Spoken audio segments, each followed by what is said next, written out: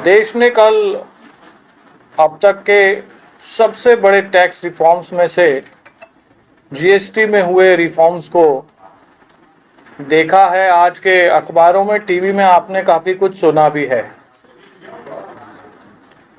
उसकी आज हम एनालिसिस करने के लिए कि एक आम आदमी के जीवन में उस पर क्या बदलाव आने वाला है, कितनी राशि उसकी जो पहले लगती थी अब बचने वाली है, देश की आर्थिक स्थिति कैसे बदलेगी और किन सेक्टर्स में आगे भविष्य में बूम आने वाला है, इस पर हम आज विस्तार से चर्चा का प्रयास करेंगे।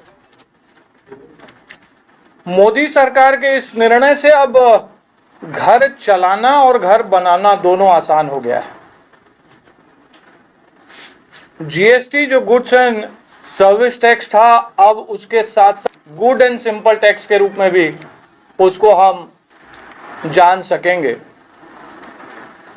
आम आदमी के जीवन में बचत और देश में खपत दोनों ही बढ़ने वाली है। हम सबका पहला सपना होता है घर बनाना। घर बनाने की लागत में जो कमी आएगी उसका आकलन हम केवल सीमेंट की जो दरों में कमी हुई है उससे कर सकते हैं। आज अगर घर बनाने की लागत जो होती है उसकी लगभग 20% की लागत सीमेंट की होती है। सीमेंट में टैक्स का रेट 10% कम हुआ है, यानी कि घर बनाने की लागत में केवल सीमेंट पर टैक्स रेट कम करने से 2% लागत कम हो गई। उसके अलावा डेकोरेशन की वस्तुओं में 10% की कटौती, टीवी लगाएंगे, फ्रीज लगाएंगे, रेफ्रिजरेटर जरूर लेंगे।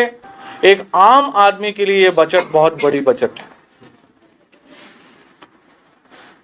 4 दरों के होने की वजह से कई विवाद ऐसे चल रहे थे कि कुछ वस्तुओं में 18% लगेगा कि 12 लगेगा कि 28 लगेगा। इसको लेकर के विवाद की स्थिति बनी रहती थी। बहुत सारे केसेस कोर्ट्स में भी अभी पेंडिंग है।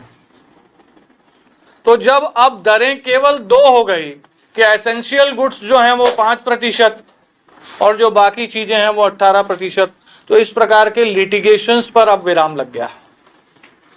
इसके साथ अच्छी चीज और इंट्रोड्यूस की गई है कि हर प्रदेश में जीएसटी के विवादों के निपटारे के लिए एक ट्रिब्यूनल खोला जाना है।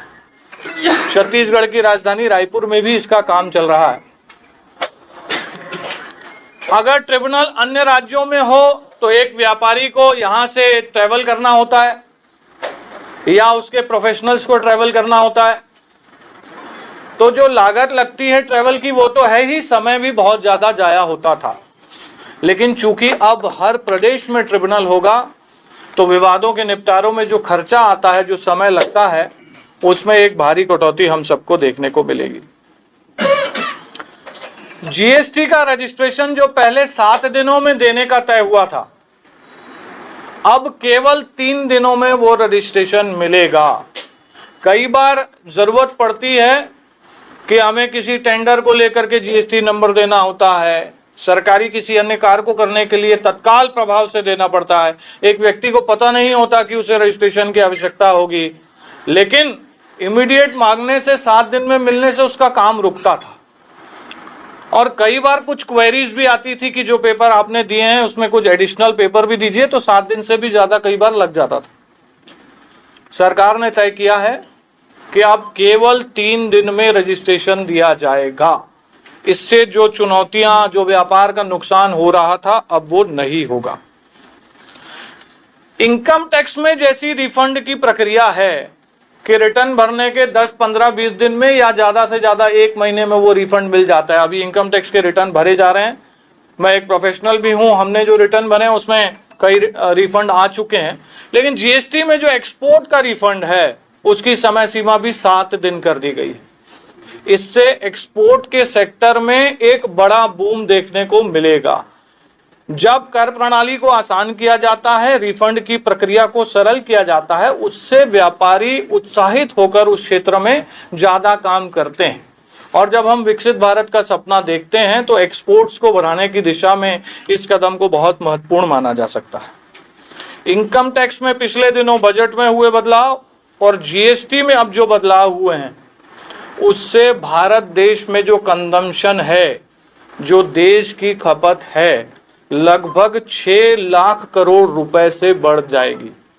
देश में हर कैटेगरी के लोग हैं, कुछ गरीबी में अभी भी आते हैं, कुछ लोअर मिडिल क्लास में आते हैं, कुछ मिडिल क्लास में आते हैं, कुछ उससे ज्यादा में आते हैं। सबसे कम खर्चा कौन सा है जो सबको करना ही करना है, उस हिसाब से इस चार्ट को बनाया है। जो फिगर इसमें आएगा उससे कम फायदा किसी को नहीं होगा, उससे ज्यादा जरूर होगा।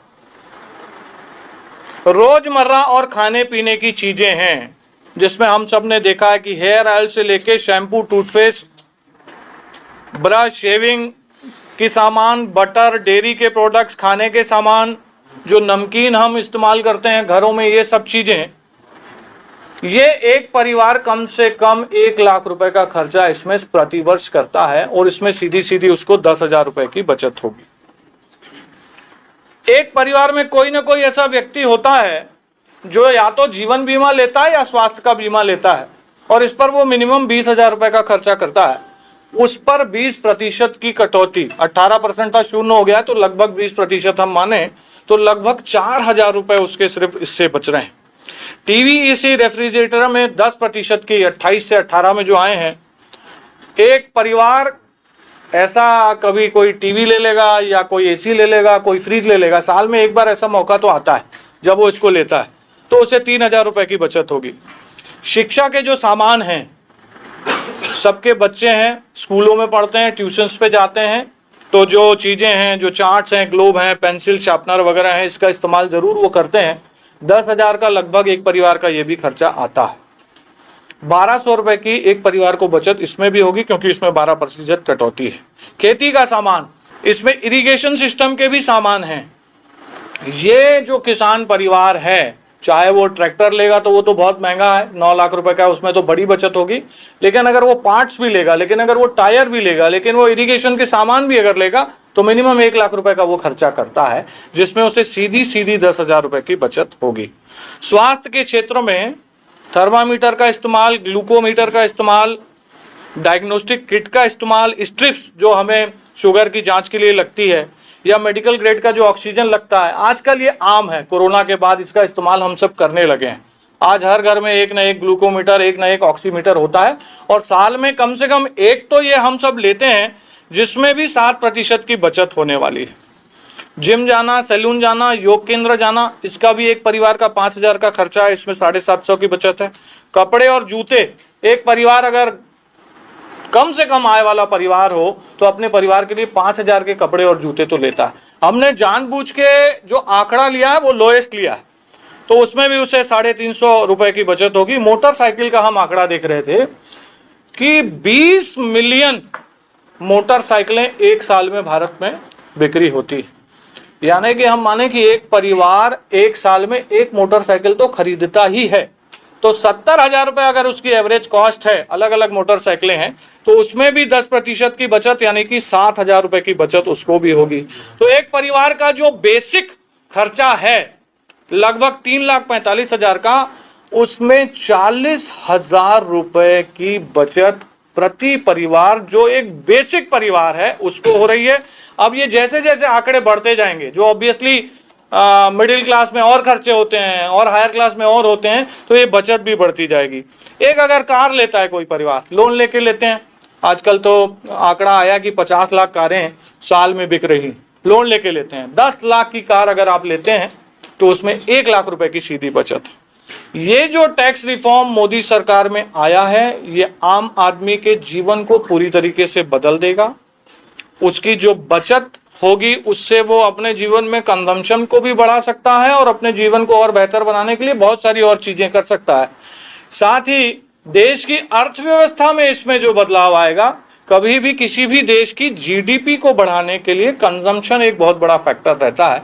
तो 6 लाख करोड़ रुपए की जब खपत बढ़ती है तो जीडीपी ग्रोथ भी होगा, और भारत ने जो विकसित भारत का सपना देखा है उसको पूरा करने की दिशा में हम एक कदम और आगे बढ़ेंगे। तो कुल मिलाकर ये टैक्स रिफॉर्म्स लोगों के जीवन में बचत लेकर के आएंगे, व्यापार के नए अवसर लेकर के आएंगे, खेती में सरलता लेकर के आएंगे, व्यापारियों के लिए लॉज में सुगमता लेकर के आएंगे, और हर व्यक्ति अब यही कहेगा कि जीएसटी जो है अब गुड और सिंपल टैक्स है।